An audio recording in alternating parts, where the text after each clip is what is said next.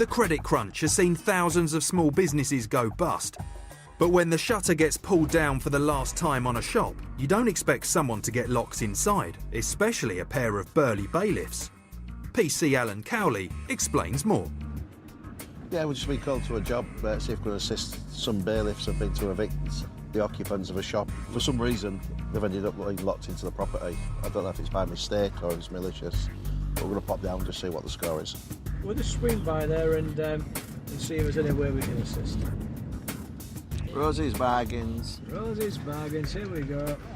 Any bailiffs in there? Hey, they are as well, look. It's not going to be good. It's trying to break out. Good evening, sir. Hello. Are you the bailiff? Oh, we both are, yeah. Yeah. Rosie's Bargains is a small second-hand store owned by a local man. The team are puzzled about how and why the bailiffs are locked in and set to work asking them what happened. They've entered the shop earlier on during the day with a warrant from the court, so they're there legitimately to collect some money. But for one reason or another, either intentionally or a mistake's happened, the owner's left the shop, locked the shutters, and the bailiffs are locked in. He's leaving himself open for liable to be arrested for a kidnap or false imprisonment. The guy's not been very happy, and then he said, right, well, I'm going. He's decided to lock us in. So. Okay. The difficulty we've got is we've got no power to damage the property to let you out. Gareth gets the owner's number 07. What is it? and gives him a call. Okay. There's a window at the back, but obviously you don't really want to smash it. Okay. But if you did, would you be able to get out of there? Yeah. Okay. Yeah. Right, but you've locked them in there, which is a deliberate act which leaves you liable unless we can get them out now. My colleague would appear to be on the telephone with the tenant at the minute, so we'll see if we can perhaps persuade, advise him to come down. As the bailiffs wait to see if the owner returns to let them out, one of them explains the reason for their visit and imprisonment. Obviously we were sent to either collect the full balance of the rent or to remove goods to sell at auction to cover the cost of the rent. Obviously the tenant refused to pay, basically demanded that we leave the premises, which we couldn't do at the time, and he decided to lock us in and disappear with the keys. Gareth is still on the phone to the owner and lays down the law to him. They're in there lawfully, so that is the top and bottom of it. You are liable for false imprisonment and kidnap. Are you coming down now? Thank you. Tap. He's en route. Coming to us now. Persuade and advised. Oh, you've just been told you'll get locked Give up. him the legislation. Yeah. Excellent. In terms of you and your warrant and everything, we obviously won't have time to stand there. You're going to start taking gear out of there? No, all that's been settled now by the landlord. That's been done, is it? Yeah, it's all been settled now. So all you need to do is come out of there? Yes. Okay, that's fine. Yeah. No worries. Yeah. Find out later if the team get the shop owner to play ball and raise the shutter on the banged up bailiffs.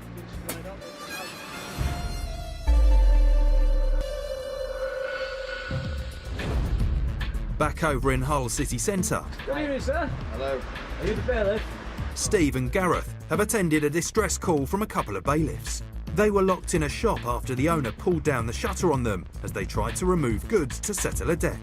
Right, but you've locked them in there, which is a deliberate act which leaves you liable unless we can get them out now. The team have been waiting for the owner to arrive, but some time has passed and there is still no sign of him. Just as Gareth is about to call him again, they spot him arriving. Here he is. There he is. There's Mr. Rosie himself.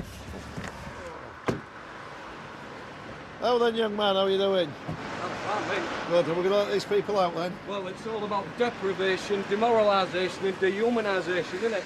Well, it might well be, but unfortunately they're there illegally, mate. Well, no, I asked them to leave. What can I do? They've got a warrant. Well, if they've got a warrant, they don't have to. They only had to step outside. So, Well, I'm not going to leave all my stuff out, am I? I'm just fighting for a common man. I'm a second-hand dealer. Pop the shutter pop up. the shutters and let's get them out. They think they can just come here and empty my shop because I'll be out with a rent. Well, Get that unfortunately, on telly. they've got a warrant to do that, mate. Yeah, well, they only have to All right, stand just outside. Stop showing the ball then and we'll get it Hey, sorted. mate, I'm saying what I All right. feel. Right then, I've got lads. a right like everybody else. So, have you got your money and what have you, and you're happy at... Well, that's that part of it sorted. Right. Obviously. So you're happy at that now, you're out and away? Yeah. Okay. We'll make sure you get away without any further problems. Okay. Thank you very much. Well, All right, no worries. See Enjoy you your later. power. The bailiffs are freed and don't want to take the matter any further. Alan explains to the owner why he was breaking the law. I appreciate your miffed and all the rest of it. But once they've got a warrant from the courts, they've Yeah. got a power to come in here, and you can't kick them out, basically. No. No, but listen, I'm just trying to... I can see you're an hard-working man and trying to make a living. Yeah. But by locking them in, if they want to make a complaint now, which they're entitled to do, I'd be locking you up for a kidnap and false imprisonment. Well, no, you won't, I mate, would be, because I because- asked them to stand no, outside. You can't ask them They to had stand somebody up. coming Listen here me, to do I'm, this. I'm just offering you the advice Yeah. if it happens again. You're a Yeah. gentleman. Okay, But mate. not a lot of people are gentlemen, are they? unfortunately not. And the law is wrong. I should go to court before they can come in my shop and empty my shop. I don't make the law, do I? I'm No, just but it's somebody to wrong. uphold it. So They shouldn't be allowed just to come in somebody's shop and empty it I know. on their say-so. there's a lot of things in life that are wrong, aren't there? But me and you can't Well, put yeah, mine, it's can all, we? it's all about deprivation, demoralisation and dehumanisation. What's your name, mate? Mr. Rose is obviously upset. He considers himself, which I'm sure he is, an hard-working man trying to make ends meet. He's fell into difficulties with the shop and he owes rent money. His only way out now is to close the shop. The bailiffs have gone. They've got their money for what they need for the time being. Mr. Rose is coming back tomorrow and he's going to empty the contents out the shop, hand the keys over, and unfortunately that's his business folded. It's quite a sorry state of affairs, really. Everybody's trying to make ends meet in times of austerity. But unfortunately he's fell foul to it and he's on his way. As I said, there's the upside of it, there's no complaints from the bailiffs and he's not going to be facing any charges and court appearances. See you later, lads. See you later. Bye. See you, mate.